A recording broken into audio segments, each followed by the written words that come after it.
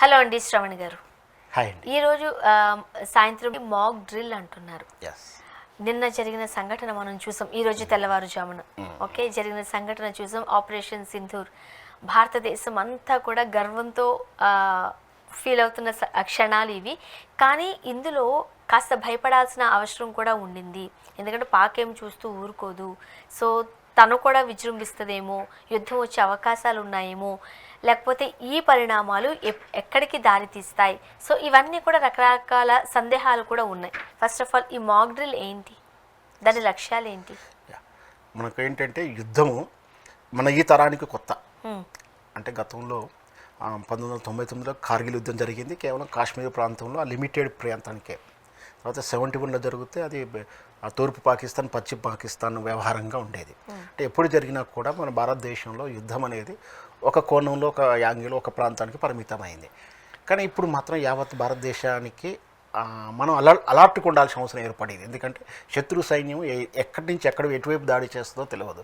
ఆర్థిక నగరాలైనటువంటి బొంబాయిని కాన్సన్ట్రేట్ చేస్తుందా, హైదరాబాద్ చేస్తుందా, ఇట్లా ఏ విధంగా చేస్తుంది, పలానా దిక్కునే చేస్తుంది మనం చెప్పలేనప్పుడు యుద్ధ పరిస్థితులు ఏం చేస్తుందంటే పౌరులని రిహార్సల్ చేస్తుంది, యుద్ధం యొక్క అవగాహన కల్పిస్తుంది, యుద్ధంలో ఎలా ఉండాలి, యుద్ధం ఎలా జరగబోతుంది, ప్రభుత్వం ఎలా వ్యవహరిస్తుంది. అంటే ఏదైనా విపత్కర పరిస్థితులను పౌరులు ఎదుర్కోవాల్సి వచ్చినప్పుడు ఎలా ముందుకు వెళ్ళాలి అనేది నేర్పిస్తుంది. రైట్, అదే అంటే ప్రభుత్వం ఎలా వ్యవహరించబోతుంది, ఆ పరిస్థితులకు అనుగుణంగా ప్రజలు ఎలా స్పందించాలి, రెండింటికి ఏ విధంగా ఉండాలని సొంత రిహార్సల్స్లా, ప్రాక్టీస్లా, ఒక ప్రాక్టికల్స్ లాంటివి చేయడాన్ని ఈ మాక్ డ్రిల్ అంటారు. విపత్కర పరిస్థితుల్లో, యుద్ధం పరిస్థితుల్లో ఎలా ఉండబోతుంది, ఏమి చేయాలి, ఏమి చేయకూడదు, ఎలా వ్యవహరించాలి అనేది ఒక మాక్ డ్రిల్. సహజంగా మనకు అర్థమయ్యే భాషలో చెప్పాలి అంటే కొన్ని సందర్భంలో ఫైర్ డిపార్ట్మెంట్ ఒక మాక్ డ్రిల్ చేస్తూ ఉంటుంది. కొన్ని సందర్భంలో భూకంపాలు వస్తున్నప్పుడు ఎలా వ్యవహరించాలని చేస్తుంది.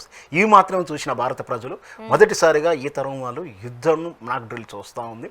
ఇది ఎలా ప్రారంభమవుతుందంటే ఎంపిక చేసిన ప్రాంతాల్లో తప్పనిసరిగా చేయాలి. భారతదేశం మొత్తం కూడా హోమ్ డిపార్ట్మెంట్ చేసినటువంటిది సుమారు 250 ప్రాంతాలను గుర్తించింది. అందులో మన తెలుగు రాష్ట్రాలలో హైదరాబాదు తెలంగాణ నుంచి, విశాఖపట్నం ఆంధ్రప్రదేశ్ నుంచి ఎంపిక చేసిన నగరాల్లో ఉంది. హైదరాబాద్ ఓఆర్ఆర్ విస్తీర్ణ పరిధి మొత్తం లోపడికున్నటువంటి హైదరాబాద్లో ఈ మాక్ డ్రిల్ వ్యవహరిస్తుంది.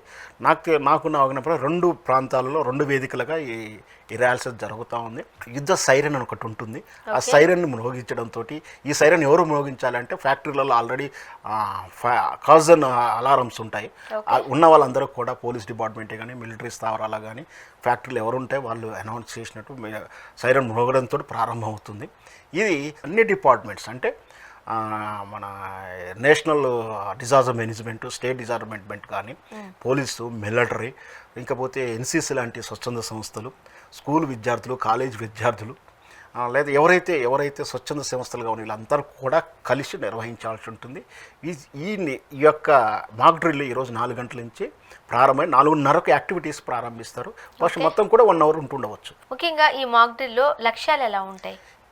ఇక కష్టంగా 4 గంటల ప్రారంభమైన 4:30 నుంచి ఆ ప్రాసెస్ చూపిస్తుంది. ఎట్లా అంటే ఫస్ట్ యుద్ధము అంటే ఎక్కడ మన ప్రాంతం, ఉదాహరణకి హైదరాబాదులో బాంబు వేస్తే, లేదా హైదరాబాద్ ప్రాంతంలో, లేదా ఇంకొక ఏది తీసుకున్నా కూడా ముందైతే యుద్ధం అలర్ట్నెస్ సైరన్ మోగగానే యుద్ధం జరగబోతుందని ప్రభుత్వం ప్రకటించినట్టుగా భావించి శత్రు సైన్యం ఏదైనా విమానిక దాడులు చేయొచ్చు, లేదా భూగర్భాలు కావచ్చు, ఏ విధంగా రావచ్చు. అప్పుడు ఏం జరగాలి అంటే ఫస్ట్ ప్రథమంగా స్వీయ రక్షణ పౌరుడు చేయాల్సి ఉంటుంది.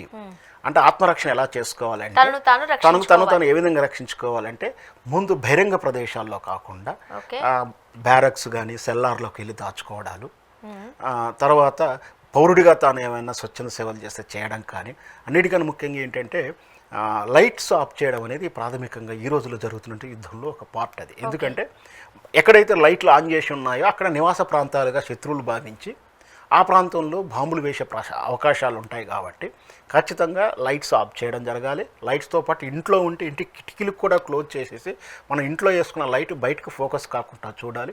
సాధ్యమైనంత వరకు బంకర్ లాంటివి మన సెల్లార్ లాంటి ప్రాంతంలో ఉండడానికి ప్రయత్నం చేయాలి.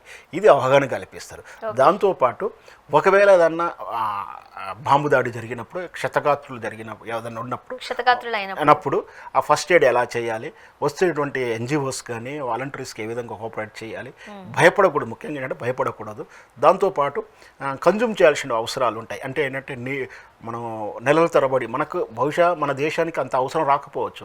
అంటే నెలల తరబడి వారాల తరబడి దాచుకోవాల్సిన పరిస్థితి. ఇప్పుడు నిన్న జరుగుతున్న ఇజ్రాయెల్ హమాస్ యుద్ధం దాడి కానీ, రష్యా ఉక్రెయిన్ యుద్ధంలో కానీ నెలల తరబడి సంవత్సరాల తరబడి జరుగుతూ ఉంది. మన దగ్గర అంత అవసరం రాకపోవచ్చు.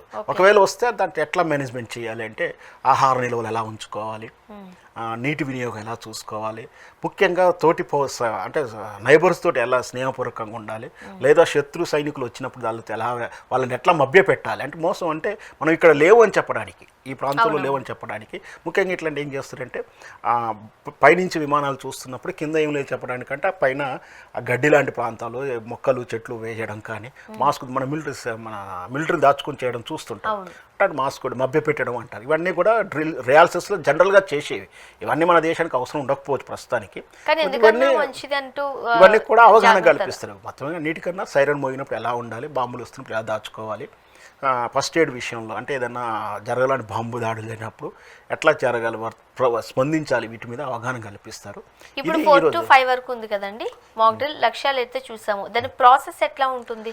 ఇదే ప్రాసెస్. First siren మోగిస్తారు. అందరూ వచ్చిన తర్వాత మనం ఒకవేళ ప్రకటించగానే మనం అక్కడ ఉంటే మనం వెళ్ళబోయి దాచుకోవాలి, ఎట్లా మభ్య పెట్టాలి, ఎట్లా అంటే అదే మనం ఇంతకుముందు చెప్పినట్టుగా మనం ఏదన్నా ఈ ప్రాంతంలో ఉన్నామంటే ఇక్కడ లైట్స్ బంద్ చేయాలి. ఫస్ట్ ఆఫ్ ఆల్ ఏంటంటే ఏ ప్రాంతంలో ఉంటే ఆ ప్రాంతం ఏమీ లేనట్టుగా కనిపించేలా ఉండాలి. రాత్రిపూట చీకటిగా ఉండాలి.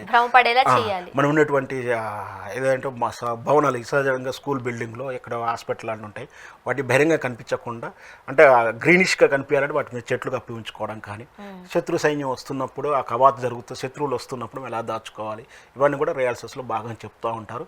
ఇన్ని అవసరం లేదు మన దేశంలో, ఇన్ని అవసరానికి ఏమైతే రావు. ఖచ్చితంగా ఏమైనా ఆ ఫైర్ యాక్సిడెంట్స్ కానీ, భవనాలు కూలిపోయినా కానీ ఎట్లా ఉండాలి, మనం ఏ విధంగా దాచుకోవాలి.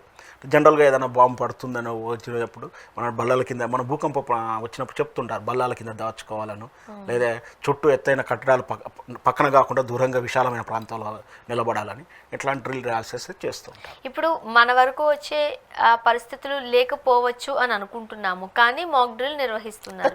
సో దానివల్ల ఒకలాంటి భయం అవుతుంది పౌరులకు. అదొకటి పోతుంది. రేపు అపవాదు కూడా ఏంటంటే ఇంకొకటి కూడా ఉంటుంది.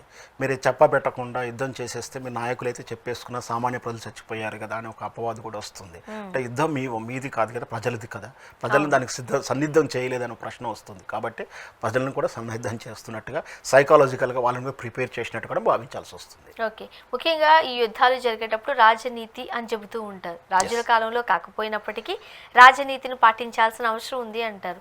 బట్ ఇలాంటి సందర్భాలలో పాటిస్తారా మన పొరుగునున్న దేశం వాళ్ళు అనేది ఒక డౌట్ ఉంటుంది. అందుకనే కదా మనం అన్నిటికీ సిద్ధంగా ఉండాలి. వాళ్ళు ఏమి చూసి అయ్యో జనావాసాలు అంటారు, వాళ్ళు కావాలన్న శత్రువు మనం చూసాం రాక్షసంగా ఏ విధంగా ప్రవర్తిస్తున్నారు. ఖచ్చితంగా వాళ్ళ రాజనీతిలో కాదు, యుద్ధనీతి కూడా లేదు.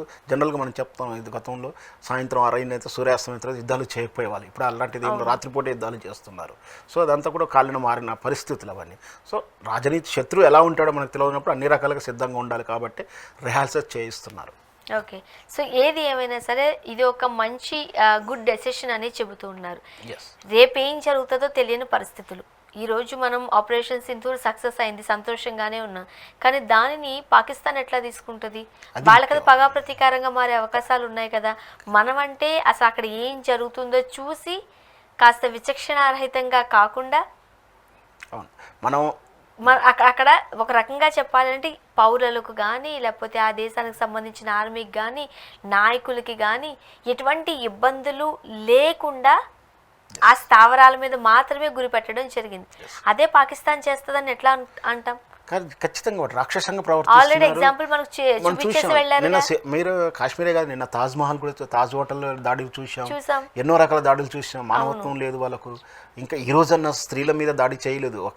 ఈరోజు స్త్రీలను మీద దాడి చేయాలి, కానీ ఆ రోజు మాత్రం విచక్షణ చిన్న పిల్లలతో సహా కాల్చిపడేసి తాజ్ దాడి అప్పుడు, తాజ్ హోటల్ మీద దాడి ఉన్నప్పుడు వాళ్ళు మానవులు అని చెప్పడానికి కూడా, మానవత్వం ఉన్నందుకు కూడా చెప్పడానికి కూడా అవకాశం లేదు. శత్రువులు పాకిస్తాన్ ఆ విధంగా ఉంది కాబట్టి మనం ఆ విధంగా ప్రిపేర్ అయి ఉండాలి.